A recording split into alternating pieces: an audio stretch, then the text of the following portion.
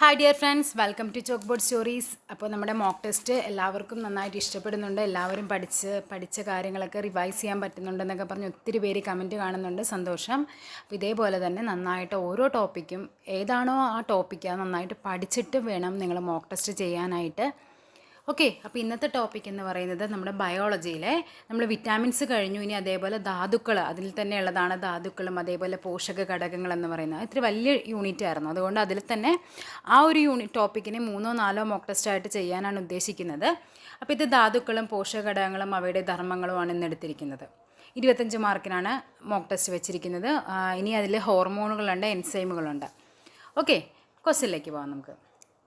Okay, അപ്പോൾ ഇതായിരുന്നു നമ്മുടെ ടോപ്പിക്ക്. ഇതിൽ നമ്മൾ വിറ്റാമിൻസ് കഴിഞ്ഞു, ഇനി മിനറൽസ് ആണ് എടുക്കുന്നത്. ഇനി എൻസൈമുകളും ഹോർമോണുകളും കൂടിയുണ്ട്. ഫസ്റ്റ് ക്വസ്റ്റ്യൻ, താഴെ കൊടുത്തിരിക്കുന്നവയിൽ പോഷക ഘടകങ്ങൾ ഏറ്റവും അധികം ഉള്ളത് ഏതിലാണെന്ന്? തേൻ, വെണ്ണ, പഞ്ചസാര, കോഴിമുട്ട. ഏതിലായിരിക്കും ഏറ്റവും കൂടുതൽ പോഷക ഘടകമുള്ളത്? ഉറപ്പായിട്ടും അറിയാം അല്ലേ? ഓപ്ഷൻ ഡി, കോഴിമുട്ടയിലാണ് ഏറ്റവും അധികം പോഷകഘടകങ്ങളുള്ളത്. യു പി സ്കൂൾ ടീച്ചർ 2010 ചോദിച്ച ക്വസ്റ്റ്യനാണ്. രണ്ടാമത്തെ ക്വസ്റ്റ്യൻ, താഴെ കൊടുത്തിരിക്കുന്നവയിൽ ഫോസ്ഫോ പ്രോട്ടീൻ വിഭാഗത്തിൽ പെടുന്നത് ഏത്? ഫോസ്ഫോ പ്രോട്ടീൻ വിഭാഗത്തിൽ പെടുന്നത് ഏത്? 2016 ചോദിച്ച ക്വസ്റ്റ്യനാണ്. Casein, haemoglobin, albumin, ferritin. Phospho haemoglobin, അതെ, ഫോസ്ഫോ പ്രോട്ടീൻ എന്ന് പറഞ്ഞാൽ അത് ഏതാണ്? കേസിനാണ്. ഓക്കെ, പഠിച്ചു വെക്കണേ. കൊഴുപ്പിൻ്റെ ഒരു ഘടകമേത്? Fatty acid, nicotinic acid, folic acid, lactic acid ഇവയൊന്നുമല്ല. 2001 ചോദിച്ച ക്വസ്റ്റ്യനാണ്. കൊഴുപ്പിൻ്റെ ഒരു ഘടകം നമ്മുടെ മൂന്നാമത്തെ ക്വസ്റ്റ്യനാണ്. ഏതാണ് ആൻസർ വരുന്നത്? ഓപ്ഷൻ എ, ഫാറ്റി ആസിഡാണ് കൊഴുപ്പിൻ്റെ ഘടകമായിട്ട് വരുന്നത്. ശരീരനിർമ്മിതിക്കും വളർച്ചയ്ക്കും സഹായകമായ പ്രധാന പോഷക ഘടകമേത്? ശരീരനിർമ്മിതിക്കും വളർച്ചയ്ക്കും സഹായകമായ പ്രധാന പോഷക ഘടകമേത്? ധാന്യകം, പ്രോട്ടീൻ, കൊഴുപ്പ്, ധാതുലവണങ്ങൾ. 2023 LGSനും അതേപോലെ 2020 തന്നെ LGSൻ്റെ തന്നെ വേറൊരു ഇത് യൂണിവേഴ്സിറ്റി LGS ആയിരുന്നു. ഇത് LGSൽ തന്നെ ചോദിച്ചൊരു ക്വസ്റ്റ്യനാണിത്. ശരീരനിർമ്മിതിക്കും വളർച്ചയ്ക്കും സഹായകമായ പ്രധാന പോഷക ഘടകം. ശരീരത്തെ നിർമ്മിക്കാൻ ഉപയോഗിക്കുന്ന ഏതാണ്? ഓപ്ഷൻ ബി, പ്രോട്ടീനാണ്. പ്രസ്താവന ചോദ്യങ്ങൾ എല്ലാവരും ചോദിക്കുന്നുണ്ടായിരുന്നു. പ്രസ്താവന ചോദ്യങ്ങളില്ലേ, സ്റ്റേറ്റ്മെൻറ്റ് ടൈപ്പ് ക്വസ്റ്റ്യൻസ് ഇല്ലേ എന്ന്. ഞാനിതെല്ലാം എടുത്തിരിക്കുന്നത് PYQs ആണ്. നമുക്ക് സ്റ്റേറ്റ്മെൻറ്റ് ടൈപ്പ് ക്വസ്റ്റ്യൻസ് ഇതിൻ്റെ ഒപ്പം ഞാൻ അല്ലാതെ ഉൾപ്പെടുത്താം. PYQs കിട്ടുന്നത് എന്തായാലും ആഡ് ചെയ്യുന്നുണ്ട്, അല്ലാതെ ഞാൻ ഉൾപ്പെടുത്താം. ഓക്കെ, അഞ്ചാമത്തെ ക്വസ്റ്റ്യൻ, പ്രോട്ടീനുമായി ബന്ധപ്പെട്ട ശരിയായ പ്രസ്താവനകൾ ഏതാണ്? ശാരീരിക പ്രവർത്തനങ്ങൾക്ക് ആവശ്യമായ ഊർജം നൽകുക എന്നതാണ് പ്രോട്ടീനിൻ്റെ ധർമ്മം. ശരീരനിർമ്മിതിക്ക് ആവശ്യമായ ആഹാര ഘടകമാണ് പ്രോട്ടീൻ. അതേപോലെ പിന്നെന്താ പറയുന്നത്? ധാന്യങ്ങളിൽ പ്രോട്ടീൻ ധാരാളമായി അടങ്ങിയിരിക്കുന്നു. പ്രോട്ടീൻ കുറയുന്നത് വളർച്ച കുറയുന്നതിന് കാരണമാകുന്നു. ഏതാണ് ആൻസർ വരുന്നത്? 1, 2, 2, 4, 3, 4, 1, 2. ഏതാണ് ആൻസറായിട്ട് വരുന്നത്? ശാരീരിക പ്രവർത്തനങ്ങൾക്ക് ആവശ്യമായല്ല, ശരീരത്തിൻ്റെ നിർമ്മിതിക്കാണ്. ശരീരം നമ്മളെ മസിൽ ഒക്കെ ബിൽഡ് ചെയ്യാൻ വേണ്ടി അല്ലേ ജിമ്മിലൊക്കെ പോകുന്നവർ ഏറ്റവും കൂടുതൽ പ്രോട്ടീൻ കണ്ടൻ്റ് ആയുള്ള ഫുഡായിരിക്കും കഴിക്കുന്നത്. അപ്പോൾ എന്താണ്? ശരീരനിർമ്മിതിക്ക് ആവശ്യമായ ആഹാര ഘടകമാണ് പ്രോട്ടീൻ. ധാന്യങ്ങളിലല്ല പ്രോട്ടീൻ ഉള്ളത്. ഇനി പ്രോട്ടീൻ കുറയുന്നത് വളർച്ച കുറയുന്നതിന് കാരണമാകുന്നു അല്ലേ? കാര്യം ശരീരനിർമ്മിതിക്ക് പ്രോട്ടീൻ വേണം. അപ്പോൾ പ്രോട്ടീൻ കുറഞ്ഞ സ്വാഭാവികമായിട്ട് എന്ത് സംഭവിക്കും? ശരീരത്തിൻ്റെ വളർച്ച കുറയും. സോ ആൻസർ വരുന്നത് 2ഉം 4ഉം ആണ്. സോ ഓപ്ഷൻ ബി 2 and 4 ആണ് ആൻസറായിട്ട് വരുന്നത്. ആറാമത്തെ ക്വസ്റ്റ്യൻ, മാംസ്യസംശ്ലേഷണവുമായി ബന്ധപ്പെട്ട കോശാംഗമേത്? കോശാംഗം ഏത് കോശാംഗമാണ് മാംസ്യസംശ്ലേഷണം ചെയ്യാനായിട്ട് സഹായിക്കുന്നത്? Lysosome, ribosome, lysozyme, centrosome. ഏതാണ്? ഓപ്ഷൻ ബി, റൈബോസോം ആണ് എന്തിന് സഹായിക്കുന്നത്? നമുക്ക് പ്രോട്ടീൻ സിന്തസിസ്, മാംസ്യ സംശ്ലേഷണത്തിന് സഹായിക്കുന്ന കോശാംഗമാണ് റൈബോസോം. ഏഴാമത്തെ ക്വസ്റ്റ്യൻ, ലഘുഘടകങ്ങളായ അമിനോ ആസിഡുകൾ കൂടിച്ചേർന്നുണ്ടാകുന്ന പോഷക ഘടകം ഏത്? അമിനോ ആസിഡുകൾ കൂടിച്ചേർന്നുണ്ടാകുന്നത് ഏതാണ്? കാർബോഹൈഡ്രേറ്റ്, വിറ്റാമിൻ, ധാതുക്കൾ, പ്രോട്ടീൻ. ഏതാണ്? ഓപ്ഷൻ ഡി, പ്രോട്ടീനാണ്. ഏതൊക്കെയാണ് അവിടുത്തെ ലഘുഘടകങ്ങൾ? ഫാറ്റി ആസിഡും ഗ്ലിസറോളുമാണ് കൊഴുപ്പിലെ പ്രധാനപ്പെട്ട ലഘുഘടകങ്ങളെന്ന് പറഞ്ഞാൽ. നമ്മുടെ സാധാരണ ഒരു കൊളസ്ട്രോളിൻ്റെ കൊഴുപ്പിലടങ്ങിയിരിക്കുന്ന മൂലകങ്ങൾ ഏതൊക്കെയാണ്? കൊഴുപ്പിൽ കാർബൺ ഉണ്ട്, ഹൈഡ്രജൻ ഉണ്ട്, ഓക്സിജൻ ഉണ്ട്. ഇത് മൂന്നുമാണ് കൊഴുപ്പിലടങ്ങിയിരിക്കുന്ന മൂലകങ്ങളെന്ന് പറയുന്നത്. ഓക്കെ, നമ്മുടെ സാധാരണ ഒരു കൊഴുപ്പിൻ്റെ അളവ് എത്രയായിരിക്കണം? ഇതൊക്കെ പഠിച്ചു വെച്ചു. ഇതൊക്കെ 200 mg/100 ml. 100 ml ബ്ലഡിൽ എത്രയായിരിക്കണം? 200 mg ആയിരിക്കണം കൊഴുപ്പിൻ്റെ അളവെന്ന് പറയുന്നത്. നെക്സ്റ്റ് ക്വസ്റ്റ്യൻ, 8ാമത്തത്. താഴെ തന്നിരിക്കുന്നതിൽ ഏറ്റവും കൂടുതൽ ഊർജം നൽകുന്നത് ഏത്? ഏറ്റവും കൂടുതൽ ഊർജം ഏതായിരിക്കും? ഏറ്റവും കൂടുതൽ ഊർജം നൽകുന്നത് പാല്, മാംസം, പയറ്, മുട്ട. ഏതാണ് ആൻസർ? ഓപ്ഷൻ ബി, മാംസമായിരിക്കും ഏറ്റവും കൂടുതൽ ഊർജം നൽകുന്നത്. അന്നജ നിർമ്മാണത്തിൽ ഏറ്റവും കൂടുതൽ പങ്കെടുക്കുന്ന ഘടകവർണ്ണങ്ങളാണ് അന്നജ നിർമ്മാണത്തിൽ ഏറ്റവും കൂടുതൽ പങ്കെടുക്കുന്ന ഘടകവർണ്ണങ്ങൾ ഏതൊക്കെയാണെന്ന്? പച്ച, നീല, ചുവപ്പും നീലയും, നീലയും മഞ്ഞയും, ചുവപ്പും പച്ചയും. ഏതാണ് അന്നജ നിർമ്മാണത്തിൽ സഹായിക്കുന്നത്? ചുവപ്പും പച്ചയുമാണ്. ഇതൊക്കെ നന്നായിട്ട് പഠിച്ചു വയ്ക്കുക. ഇതൊക്കെ റെയറായിട്ട് ഇങ്ങനെ ചോദിക്കുന്നത് കണ്ട. 2007 ചോദിച്ചിട്ടുള്ളതാണ്. ഇതൊക്കെ നമുക്ക് ഇനിയുള്ള പരീക്ഷകളിൽ നമുക്ക് പ്രതീക്ഷിക്കാം. ടേബിൾ ഷുഗർ എന്നറിയപ്പെടുന്ന പദാർത്ഥം ഏത്? Table sugar. Lactose, sucrose, maltose, glucose. ഏതാണ് ടേബിൾ ഷുഗർ എന്നറിയപ്പെടുന്നത്? A lactose, B sucrose, maltose, glucose. Table ഷുഗറാണ്. ഓപ്ഷൻ ബി, സുക്രോസിനെയാണ് നമ്മൾ ടേബിൾ ഷുഗർ എന്നറിയപ്പെടുന്നത്. ഗ്ലൂക്കോസ് ഡാഷ് വിഭാഗത്തിൽപ്പെടുന്നു? Carbohydrate, protein, vitamin, fat. Glucose dash വിഭാഗത്തിൽപ്പെടുന്നു? ഏത് വിഭാഗത്തിലാണ്? ഓപ്ഷൻ എ, കാർബോഹൈഡ്രേറ്റ് വിഭാഗത്തിലാണ് എന്ത് വരുന്നത്? ഗ്ലൂക്കോസ് വരുന്നത്. ഉമിനീർ ഏത് ഭക്ഷ്യഘടകത്തിന്മേലാണ് പ്രവർത്തിക്കുന്നത്? മാംസ്യം, ധാതുലവണങ്ങൾ, കൊഴുപ്പ്, അന്നജം. ഉമിനീർ ഏത് ഭക്ഷ്യഘടകത്തിന്മേലാണ് പ്രവർത്തിക്കുന്നത്? ഏതാണ്? ഓപ്ഷൻ ഡി, അന്നജം. അതാണ് നമ്മൾ വായിൽ നമ്മൾ ചോറെടുത്ത് ചവച്ച് കഴിയുമ്പോഴേക്കും നമുക്ക് എന്താ ഒരു മധുരിപ്പൊക്കെ ഫീൽ ചെയ്യുന്നത് എന്തുകൊണ്ടാണ്? അവിടെ ഉമിനീര് അവിടെ പ്രവർത്തിക്കുന്നത് കൊണ്ടാണ്. 13ാമത്തെ ക്വസ്റ്റ്യൻ. താഴെ പറയുന്നവയിൽ ദഹനത്തിന് വിധേയമാകാത്ത പോഷക ഘടകം ഏത്? പ്രോട്ടീൻ, ധാതുക്കൾ, കൊഴുപ്പ്, ധാന്യകം. ഏതായിരിക്കും ദഹനത്തിന് വിധേയമാകാത്തത്?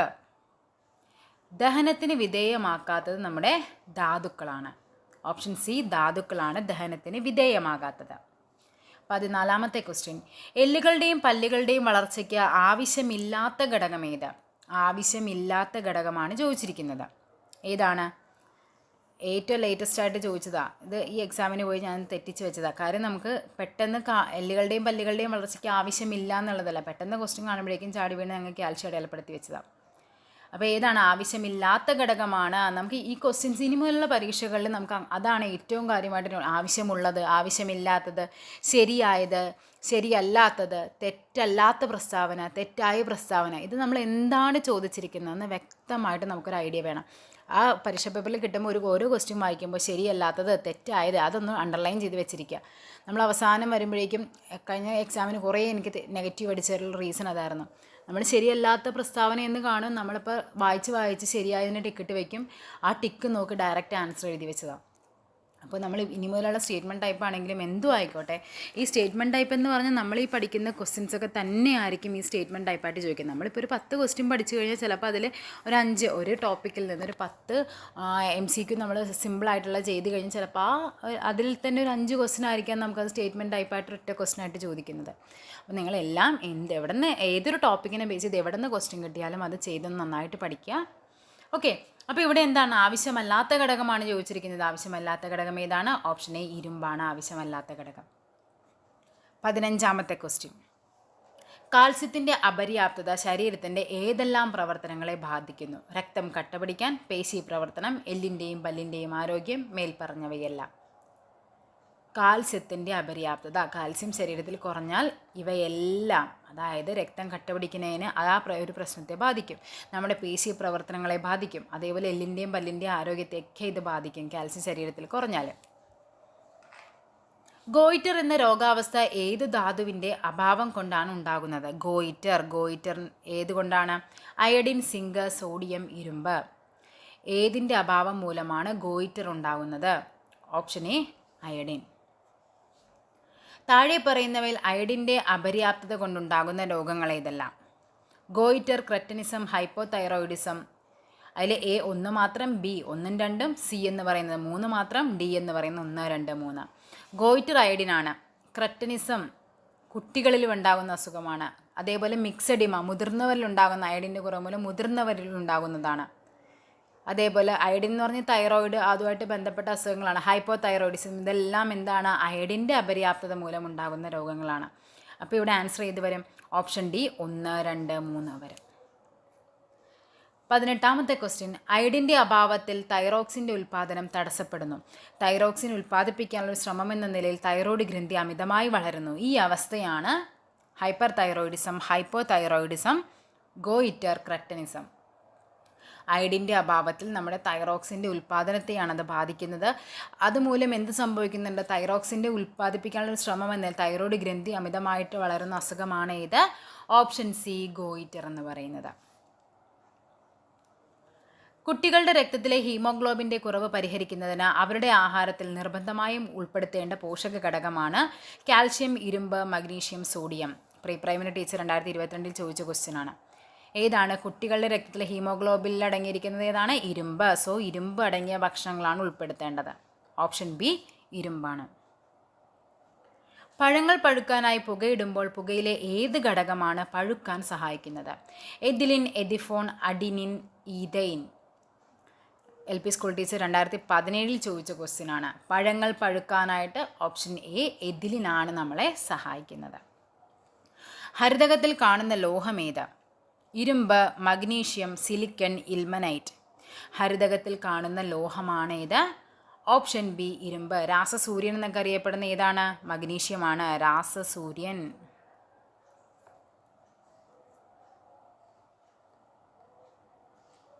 22ാമത്തെ ക്വസ്റ്റ്യൻ, മനുഷ്യ ശരീരത്തിൽ ഏറ്റവും കൂടുതലുള്ള മൂലകം ഏത്? Iron, oxygen, nitrogen, hydrogen. മനുഷ്യ ശരീരത്തിൽ ഏറ്റവും കൂടുതലുള്ളത് ഏതാണ്? ഏറ്റവും കൂടുതലുള്ളത് ഓപ്ഷൻ ബി ഓക്സിജനാണ് മനുഷ്യ ശരീരത്തിൽ ഏറ്റവും കൂടുതലുള്ളത്. ലോകത്തിൽ ആദ്യമായി നിർമ്മിച്ച കൃത്രിമ മധുരമേത്? ഫോക്ടോസ്, സാക്കറിൻ, ഗ്ലൂക്കോസ്, ലാക്ടോസ്. ഏതാണ് ലോകത്തിൽ ആദ്യമായി നിർമ്മിച്ച കൃത്രിമ മധുരം? ഓപ്ഷൻ ബി സാക്കറിനാണ് ലോകത്തിൽ ആദ്യമായി നിർമ്മിച്ച കൃത്രിമ മധുരം എന്ന് പറയുന്നത്. 24ാമത്തെ ക്വസ്റ്റ്യൻ, 1 ഗ്രാം ധാന്യത്തിൽ നിന്ന് ലഭിക്കുന്ന ഊർജ്ജം എത്ര? 1 ഗ്രാം ധാന്യത്തിൽ നിന്ന് എത്ര ഊർജ്ജം ലഭിക്കുമെന്ന്? 1 ഗ്രാം ധാന്യത്തിൽ നിന്ന് എത്ര ഊർജ്ജം ലഭിക്കും? 4 കലോറി, 3 കലോറി, 4.2, 5 കലോറി. ഇതിന് കറക്റ്റായിട്ട് ആൻസർ വരുന്നത് 4.2 കലോറിയാണ്. 4.2 കലോറി ഊർജ്ജമാണ് വരുന്നത്. കൊഴുപ്പിൽ നിന്നാണെങ്കിൽ 9 കലോറി ഊർജ്ജം കിട്ടും. അതേപോലെ മാംസ്യമാണെങ്കിൽ 4 കലോറി ഊർജ്ജം കിട്ടും. ഏറ്റവും കൂടുതൽ കൊഴുപ്പടങ്ങിയിരിക്കുന്ന സുഗന്ധവ്യഞ്ജനം ഏതാണെന്നറിയോ? ഏറ്റവും കൂടുതൽ കൊഴുപ്പടങ്ങിയിരിക്കുന്ന സുഗന്ധവ്യഞ്ജനമാണ് ജാതിക്ക എന്ന് പറയുന്നത്. കൊഴുപ്പടങ്ങിയിരിക്കുന്നത്. മനുഷ്യ ശരീരത്തിൽ ഏറ്റവും കുറച്ചുള്ള മൂലകം ഏത്? മനുഷ്യ ശരീരത്തിൽ ഏറ്റവും കുറച്ചുള്ള മൂലകം ഓക്സിജൻ, മഗ്നീഷ്യം, സോഡിയം, കാൽഷ്യം. ഇതാണ് ഏറ്റവും കൂടുതൽ നമ്മൾ പറഞ്ഞു ഓക്സിജൻ ആണെന്ന് പറഞ്ഞു. ഏറ്റവും കുറച്ചുള്ള മൂലകം ഓപ്ഷൻ ബി മഗ്നീഷ്യമാണ്. അപ്പോൾ ഇത്രയുമാണ് നമുക്ക് 25 ക്വസ്റ്റ്യൻസ് വരുന്നത്. ഓക്കെ, ഇനിയിപ്പോൾ ഇതിന് നമുക്ക് കണക്റ്റഡ് ഫാക്ട്സ് ആയിട്ട് നമുക്ക് പറയാനായിട്ട് പറ്റുന്നത് 2018 സെപ്റ്റംബർ മുതൽ 2018 കാര്യമാണ്, കേന്ദ്ര സർക്കാർ നാഷണൽ ന്യൂട്രീഷൻ മന്തായിട്ട് ആചരിക്കുന്നുണ്ട്. അതായത് സെപ്റ്റംബർ 1 മുതൽ സെപ്റ്റംബർ 7 വരെ ദേശീയ പോഷകാഹാര വാരമായിട്ട് ആചരിക്കുന്നുണ്ട്. 1 മുതൽ 7 വരെ. ഈ നാഷണൽ ന്യൂട്രീഷൻ വീക്ക് 2018 മുതലാണ് ആചരിക്കാൻ തുടങ്ങിയതെങ്കിലും 2023 അവരുടെ തീം എന്ന് പറയുന്നത് ഹെൽത്തി ഡയറ്റ്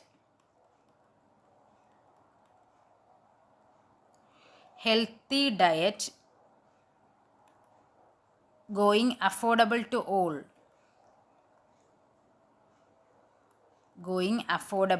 ഓൾ.